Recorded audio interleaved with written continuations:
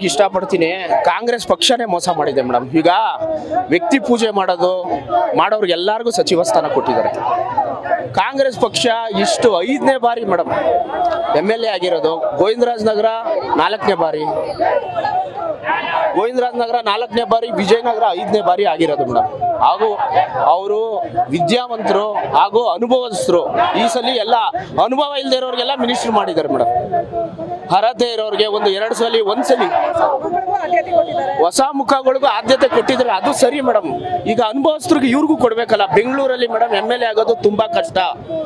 ಇದರಲ್ಲಿ ಇವರು ಕಾಂಗ್ರೆಸ್ ಕಟ್ಟಾಳುಗಳು ಇಬ್ರು ಪ್ರಾಮಾಣಿಕ ಕಾಂಗ್ರೆಸ್ ಪಕ್ಷಕ್ಕೆ ಅವಾಗಿಂದ ದುಡ್ಕೊ ಬಂದರು.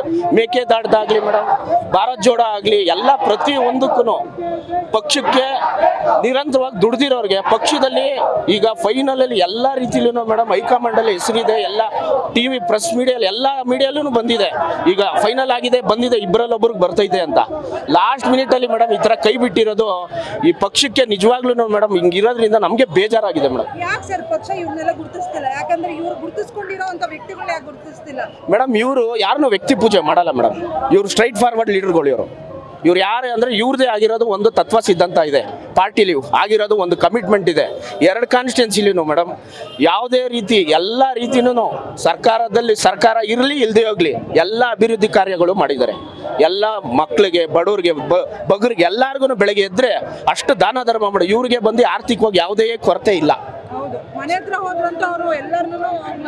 ಮೇಡಮ್. ಎಲ್ಲರಿಗೂ ಸರಳವಾಗಿ ಅವ್ರದ್ದು ವ್ಯಕ್ತಿತ್ವದ ತಕ್ಕನಾಗಿ ಒಳ್ಳೆ ಗೌರವ ಕೊಡ್ತಾರೆ ಮೇಡಮ್. ಎಲ್ಲೇ ಇದ್ರು ಮೇಡಮ್ ಫಸ್ಟ್ ಗೌರವ ಇರಬೇಕು. ಆ ಗೌರವ ಅನ್ನೋದನ್ನ ನಮ್ಮ ಪ್ರಿಯಕೃಷ್ಣ ಸಾಹೇಬ್ರಾಗ್ಲಿ, ಕೃಷ್ಣಪ್ಪ ಸಾಹೇಬ್ರಾಗ್ಲಿ, ಪ್ರದೀಪ್ ಅವರಾಗ್ಲಿ ಎಲ್ಲರೂ ಆ ವಿಜಯನಗರದಲ್ಲಿ ಆ ಭಾಗದಲ್ಲಿ ಇವ್ರು ಇರೋದ್ರಿಂದ ಆ ಭಾಗನೇ ಒಂಥರ ತೂಕವಾಗಿದೆ ಮೇಡಮ್, ಈ ಕ್ಷೇತ್ರನೇ.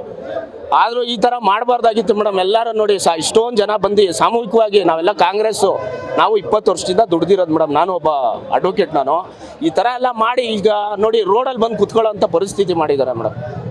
ಇವ್ರದ್ದು ವ್ಯಕ್ತಿತ್ವ ಅನುಭವ ತಕ್ಕನಾಗಿ ತೂಕ ಮಾಡಿ ಅಲ್ಲೇ ಕ್ಲಿಯರ್ ಮಾಡಿ ಕಳಿಸ್ಬೇಕು ಮೇಡಮ್. ಹಿಂಗೆ ನೋಡಿ ಕಾಂಗ್ರೆಸ್ ಪಕ್ಷದಲ್ಲಿ ನಿಷ್ಠಾವಂತ ಕಾರ್ಯಕರ್ತರಿಗೆ ನೋಡಿ ಈ ಥರ ಬಂದು ರೋಡಲ್ಲಿ ಬಂದು ಕುತ್ಕೊಳ್ಳೋಂಗೆ ಮಾಡಿದ್ದಾರೆ ಮೇಡಮ್. ದಯವಿಟ್ಟು DK ಶಿವಕುಮಾರ್ ಸಾಹೇಬ್ರಿಗೆ ಮೇಡಮ್ ಒಂದು ಮನವಿ ಮಾಡೋದು ನಾನು. DK ಶಿವಕುಮಾರ್ ಸಾಹೇಬ್ರಿಗೆ ಆಗಲಿ, ಸಿದ್ದರಾಮಯ್ಯ ಸಾಹೇಬ್ರೇ ಆಗಲಿ, BK ಹರಿಪ್ರಸಾದ್ ಸಾಹೇಬ್ರೇ ಆಗಲಿ, ಕಾಂಗ್ರೆಸ್ ಹೈಕಮಾಂಡ್ಗೆ ಆಗಲಿ ಮೇಡಮ್, ಎಲ್ಲ ನಾವು 2 ಕ್ಷೇತ್ರದ ಜನತೆನೂ ಮತದಾರರು ಎಲ್ಲರೂ ಕೈ ಜೋಡಿಸಿ ಹೇಳ್ತಾ ಇದೀವಿ ಮೇಡಮ್. ಇದೊಂದು ಅವಕಾಶ ಮಾಡಲಿ ಅಂದ್ಬಿಟ್ಟು ಇಬ್ಬರಲ್ಲೊಬ್ಬರಿಗೆ ದಯವಿಟ್ಟು ಮಾಡಬೇಕು ಮೇಡಮ್. ಇಲ್ಲ ಅಂದ್ರೆ ನಾವು ಇಲ್ಲಿಂದ ಇನ್ನೂ ಉಗ್ರ ಹೋರಾಟ ಮಾಡ್ತೀವಿ ಅಂತ ನಾನು ಇಲ್ಲಿ ಹೇಳಕ್ ಇಷ್ಟಪಡ್ತೀನಿ.